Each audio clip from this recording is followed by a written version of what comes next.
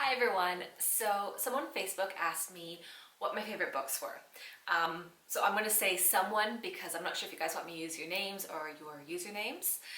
But once I started looking, I realized that I couldn't narrow it down to my top 5. So I'm going to do just my favorite children's books for today, and then I'll create other YouTube videos at another time. Anyways, I was going to post it just as a photo and say, here's my top 5 favorites. But then I started looking at them and realizing that they mean a lot to me. And it's kind of hard to explain why, just in a photo and some sentences. So I thought I'd do a YouTube video.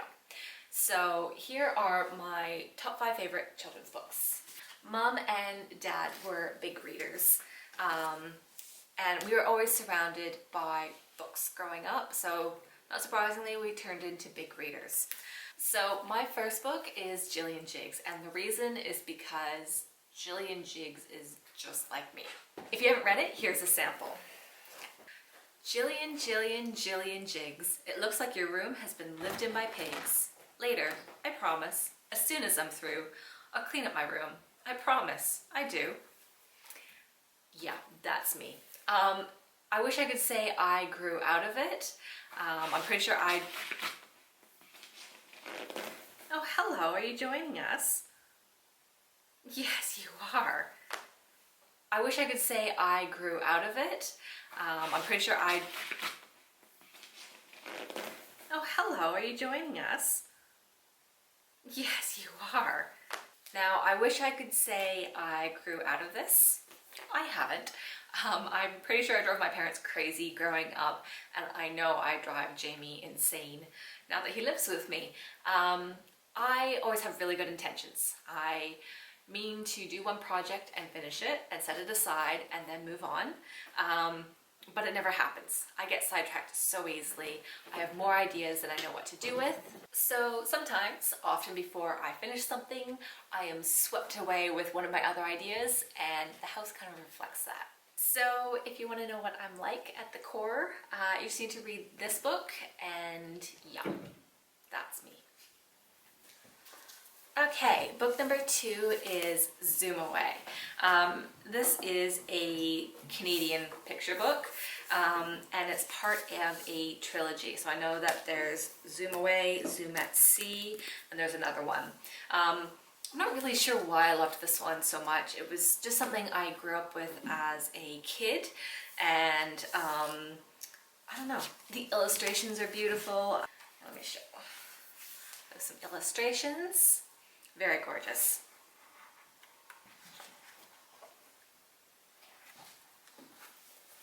And just the idea of a cat traveling, I just loved. So yeah, short and sweet, that is one of my favorite books. So books 3 and 4, I'm sort of going to clump together. So the first one is The Stranger, and the second one is The Widow's Broom. Now both of these are by Chris Van Allsburg, and if you know his books, The Polar Express, Jumanji, you're going to know that his illustrations are beautiful. So I would say that growing up as a kid, The Polar Express would have been my favorite. But since moving to Australia, I would say that these two play a part in holding who and what I am together. So to explain this, I'm going to start back 18 years ago when I moved from Canada to Australia. People say that Canada and Australia are very similar, and in some ways they are. In other ways, not so much. And you would think from moving from one Western country to another would be quite easy. Look, no move is easy. It doesn't matter whether you're moving a suburb away, but sometimes moving countries is a bit more challenging. So imagine growing up in Canada, where you loved Halloween and Christmas, and then moving to a country where A, Christmas lands bam smack in the middle of summertime in 40 degrees Celsius heat. B, October is springtime. I now associate Halloween with the smell of star jasmine because it always flowers the week or two before Halloween. And C, where you move to a country where Halloween doesn't exist. if you don't love Halloween the way I do, imagine loving Christmas and then suddenly that day just didn't happen. Like, you know that that's the day, but no one celebrates it. There's these things and like holidays, and they're so a part of you that when you go to a country where it's not even that they're celebrated, they just aren't accepted. I remember, like I would have only been like 11 or something, someone saying that I basically celebrated the devil. Like, hello, try telling that to a kid. So it was a real shock.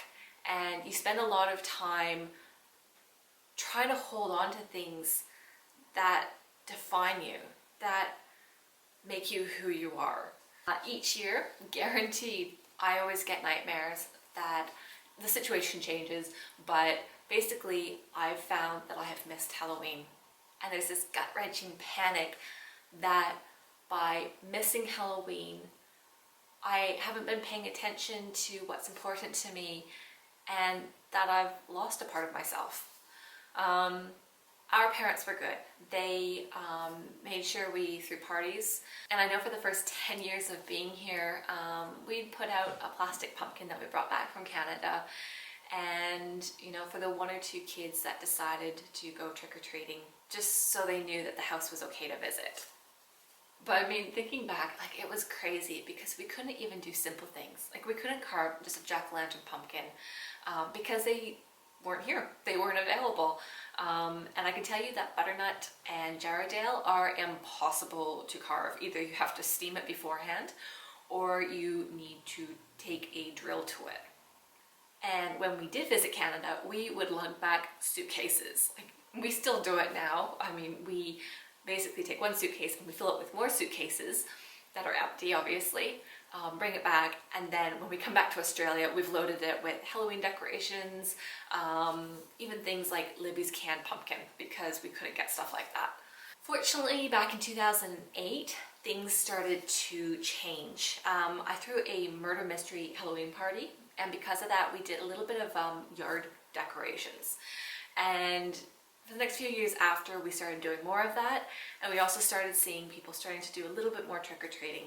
And we kind of just kept going. I mean, I started doing Halloween prop making as a hobby. I'd start in May and June, and that's why we now have a shed full of tombstones. In fact, if I hadn't gone down the path of being a literature blogger, I would have become a Halloween blogger. So yeah, Halloween started getting bigger, fortunately. In 2009, 2010, jack-o'-lantern pumpkins became available in supermarkets. Now, I will be honest, they are $2.50 a kilo, and if you want to do a few pumpkins, it starts to add up a bit, but I'll be honest, having had so many years of not being able to get the pumpkins, you just don't bat an eyelash, you just get them. I can remember the first year I saw them, I could not believe they were there. And you started seeing other things like Halloween decorations. I mean, it's never going to be as big as what it is in Canada and the States. But yeah, even things like I saw a Halloween gingerbread kit at our supermarket. And the last 2 years, we have had, I think, 150 to 200 kids going trick-or-treating at our house. Yes, some kids come running in, grab the candy and head out, but so many, they just want to hang around. They just want to experience it. I know we had one year that one family sat in their car across the road for the whole sort of time people were trick-or-treating. And they just wanted to experience it. They didn't want to leave. I know Mom went across the road and was talking to them afterwards, and they were just there because they just wanted to enjoy it. And I'll be honest, Mom and I, gosh, we put so much effort into these decorations, and part of it is because we don't want to lose that part of ourselves, but nowadays it's become so much bigger. We always have these things like, oh, wouldn't it be nice to go back for Halloween in Canada or some point? And the reality is we can't. You know, we're doing this so other kids can have that magical experience. And yeah, it's just become bigger than us now. So that was the long story as to why these books are so important to me. I guess I feel when I need like a little bit of an autumn, a little bit of Halloween, I can just open these books and I can capture why it's still so important. So the last book is The Fantastic Flying Books of Mr. Maurice Lesmore. Now, I saw this, the short film, before I got the book. If you're a book lover, it is going to touch you if you haven't seen it yet. So I'm going to leave you a link, recommend some tissues, and you should go watch it, and you will understand why this book is just so beautiful. Having gone through all these books, I realized that yes, sometimes you just love a book just because, and other times it's because they really have some serious meaning to you. And because of that, I would really love to know what your favorite books are. It doesn't need to be children's books, it can be just any books. And you might just love it, but if you have a reason why that book is so special to you, I would love to know. I look forward to hearing from you.